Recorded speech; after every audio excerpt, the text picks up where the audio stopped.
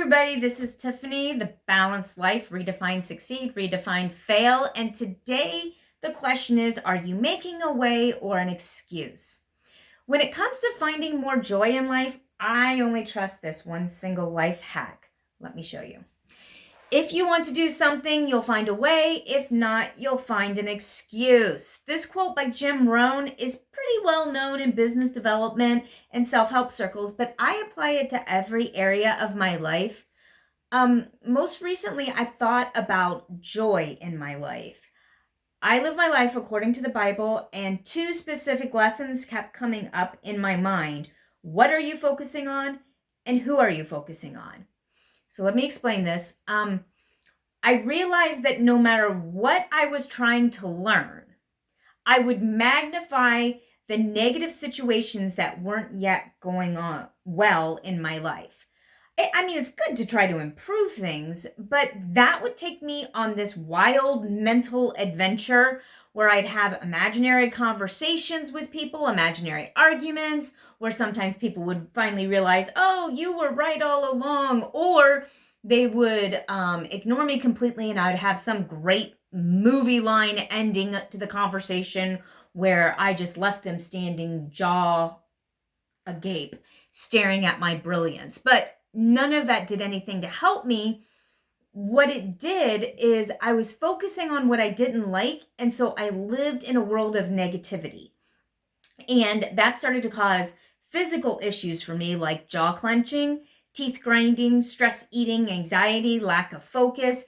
Even though it felt like during the day, things were going pretty well. I was reading all these books. I was learning all this stuff. I was seeing so many positive things in my life. But the reality was that my thought life was constantly negative because what I focused on were the things that were not where I wanted them to be yet. And that can be good. You know, if you're not healthy, you want to focus on improving that area.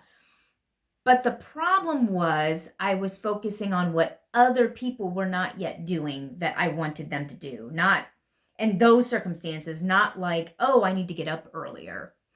And then I started reading books, and instead of working on myself, I'd think about each person who needed to hear or read this book. And I would imagine sharing these wonderful insights with other people and helping improve their life. It even slid into when I was trying to do research for these videos that I provide you guys. I would think about who might need to hear what, like what kind of person, like a parent, not like a specific person in my life, but a parent or this or that. And that's great if you're trying to get material and research for a specific demographic.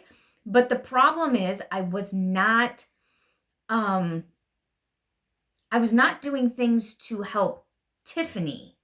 I was doing things to try to change circumstances to make Tiffany happy. The Bible says to focus on what is good, lovely, and of good rapport. It says set your mind on these things.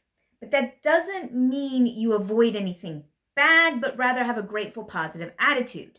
Okay, so it doesn't mean that if somebody's doing something wrong that we just ignore it because that's the good Christian thing to do. No, and I will talk about that a little bit more in a minute. But what it means is focus on what's doing right and have gratitude for what's going on right. Second, it says not to remove a speck from someone else's eye when you have a huge hunk of wood in your own eye. You know, Jesus talked about that. You have a log or something in your eye. Don't try to remove the speck out of somebody else's eye. When we see things that we need to change, many of us have this coping mechanism that kicks in, especially people who are type A or whose parents or life circumstances or an individual in their life made it where it was not okay to make a mistake. If they had like a perfection type of outlook. And that's something that I'm very guilty of. I'm very much focused on trying to do things right. And that causes a very demanding environment for people around me. And that's something that Tiff is trying to work on using what I'm showing you right now.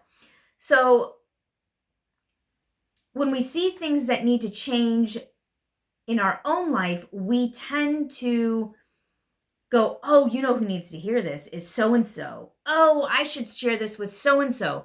Because then we feel like we're doing something, but in fact, we're not doing something in the most important person, and that's our life.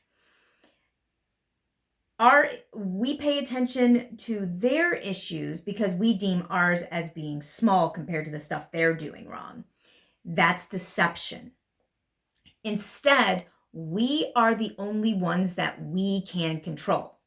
And if we keep our thoughts on track, we will see really positive changes in our own life, no matter what the people around us are doing. And see, that's why we need to be grateful for what people around us, our family members, our kids, our spouses, what they do right. We need to appreciate them for what they do right. Hold them accountable to what they do wrong. Don't just be like, oh, I don't care if you're, verbally abusive or you're taking advantage of me financially. No, that's not okay. You stand up for yourself and you say, okay, this is right and wrong. But you don't insert yourself in there all the time. And when there's something that you don't like, you focus on what you like about them and you work on developing yourself. Not what makes you happy, but forgiving people, showing kindness, taking care of your own budget, making sure your own house is picked up instead of going over and criticizing their house, those kind of things. So I found a way to grow as a person is to focus on the changes I need to make in my own life and stop worrying about what everybody else is doing wrong. If they want to ruin their life, then we let them. It's hard to watch, but you're not going to stop them anyway. The second they get away from you, they're going to go back to that if they haven't changed the inside of themselves. And the same is true of you. You're not going to change if you're trying to change everybody else. You need to change yourself. I need to be grateful and remove the things from my eyes that prevent me from seeing clearly. See, that log in my eye is not focusing on what is good, beautiful, and lovely about what's around me. Then I will be in a position to help others by letting them look into my life, have a life that catches their attention, and then they will ask me when the time is right, what is it that makes you so happy or so peaceful or so successful? And that's when I can share with them what I am doing in my life. So, do you have a specific quote that speaks to your life or business? If so, share in the comments and please like, subscribe, and share my videos and to this channel so that we can get this message of hope and change out to other people. I look forward to seeing you on the next video. Bye.